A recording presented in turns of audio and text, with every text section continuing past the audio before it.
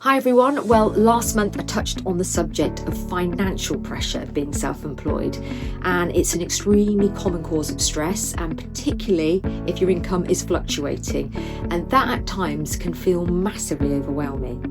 Looking after your mental well-being is a vital part of managing your own business, but often it's the very first thing that we'll push aside if we're too busy.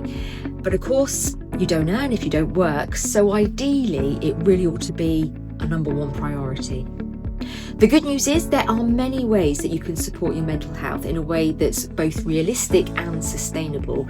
And it's the small daily habits, when practiced, they really do make the biggest difference over time. For me, it really helps just to have some quiet time each morning before I start my work, and then just focus on one or two priorities. And in between that, making sure that I'm getting some rest, getting outside, even if it's just for 20 minutes, and really looking after myself. But the important thing here is that you find the rituals and routines that are going to work for you. I try and find ways to automate the repetitive jobs, and then that frees up a bit more time for the more important stuff. So breaking things down into small, manageable steps really does ease the pressure.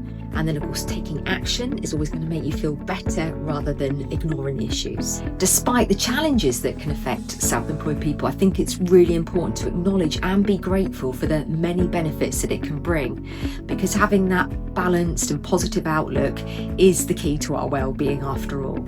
Many people choose self-employment for the freedom, the flexibility and the control that it offers, and that autonomy is a really powerful support to our well-being, and it's got the potential to allow us to shape our work around our life rather than the other way around, which in itself is just hugely rewarding.